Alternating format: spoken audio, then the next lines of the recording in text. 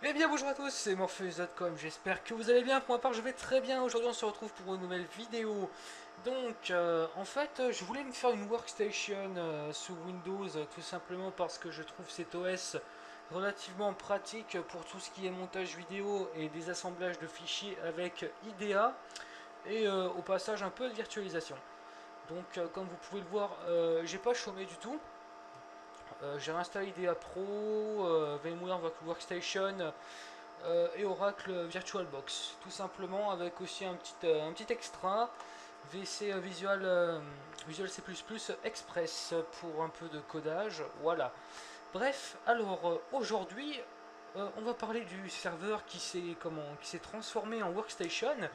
Alors, qu'est-ce qui lui est arrivé à ce pauvre, à ce malheureux? Alors en fait, il lui est arrivé que je lui ai déjà fait gober une nouvelle carte graphique, comme on va pouvoir le voir très très bientôt.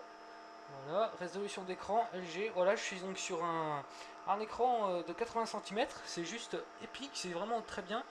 Pour la résolution, je peux le mettre en HD, mais en fait, voilà, l'écran supporte mal la HD, c'est très moche.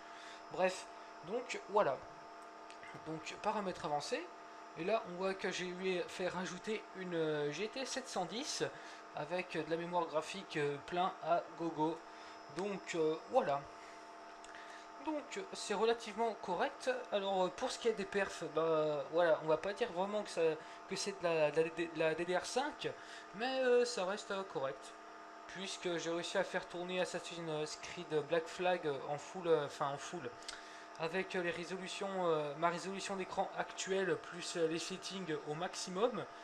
Et franchement, au niveau FPS, bon, quelques lags, mais la carte graphique globalement tenait le coup. Et donc, pourquoi? Voilà. Donc là, on voit bien que c'est le serveur équipé de deux processeurs Intel Xeon E5506 cadencé à 2.13 GHz. Ce qui me donne au total 8 cœurs logiques. Voilà, enfin oui, logique, c'est ça, exact. Et là, nous avons donc la RAM qui a été aussi upgradée au passage. Je pense que je devrais aussi retirer les deux barrettes de 4 Go à fréquence de 800 MHz, puisque celle qui a été rajoutée, c'est une barrette donc de 8 Go. Au total, cadencée à, je crois, 1000 et de la poussière, un peu plus rapide. Mais vu que ça reste de la ECC, donc pour ceux qui ne savent pas, la ECC c'est les, c'est les, comment, c'est les barrettes RAM Error Correction Code, donc en gros les barrettes de correction d'erreurs du code. Donc qu'est-ce que c'est? En fait ça corrige les erreurs comme son nom l'indique, je crois au niveau des bytes ou je ne sais plus trop quoi au juste, mais ça corrige les erreurs et ça limite la corruption des fichiers. Voilà, donc ça fait que c'est une, c'est une barrette qui est un peu plus lente que de la DDR3 classique. Donc voilà, sachant que oui c'est ça, j'ai deux barrettes de Go chacune, cadencées à 800 MHz, qu'il faudra que je retire pour gagner un peu plus de perf je pense. Voilà, donc c'est le petit check-up, le petit check-up de post-upgrade. Et comme vous pouvez le remarquer aussi, j'ai pas eu besoin de rajouter une carte son, ce qui est juste génial. Alors pourquoi je me suis axé sur Windows 8? Alors comme je l'ai dit, c'était parce que c'était pour le montage vidéo essentiellement, ainsi que le décompilage des fichiers et un peu de programmation. Mais là encore, on pourrait se demander pourquoi.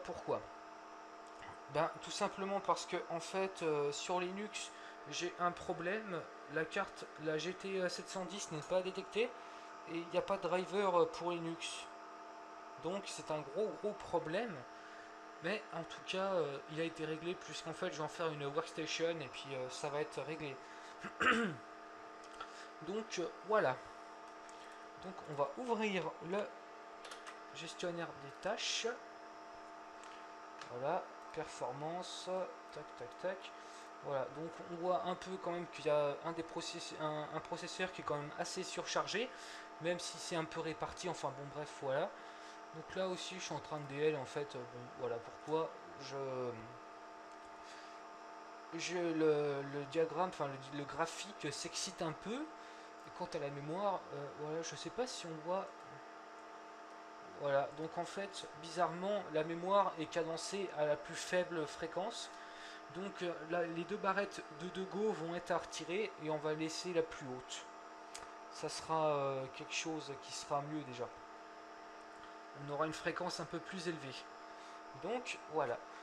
Donc c'est la vidéo post upgrade de mon serveur. En tout cas, j'espère que ça vous aura plu de découvrir avec moi les comment les nouvelles fonctionnalités que ça apporte. Et franchement, pour le prix du serveur plus carte graphique, ça revient un peu moins cher qu'un PC dernière génération et ça reste relativement puissant puisqu'on peut upgrade jusqu'à 2 Xeon 6 Core de la gamme des Intel 5600 série. Donc à partir de la série 5680 par exemple, hop là c'est les Xeon qui marquent des gros scores au benchmark. Donc c'est vraiment top. En tout cas vraiment le grade est c'est très utile en tout cas. J'arrive à faire tourner des jeux quand même assez récents. En fait, j'avais essayé pour voir vraiment pousser la carte dans ses retranchements et ça reste relativement correct. Voilà. Alimenté par PCI X8, PCI X8, oui, en low profile, c'est-à-dire en faible consommation. Niveau perf, j'ai pas à me plaindre. C'est pareil pour le montage vidéo, ça reste très bien. Voilà. En tout cas, j'espère que cette vidéo vous aura plu. Et si c'est le cas, n'hésitez pas à vous abonner et à lâcher un petit j'aime. Et moi, je vous dis à la prochaine.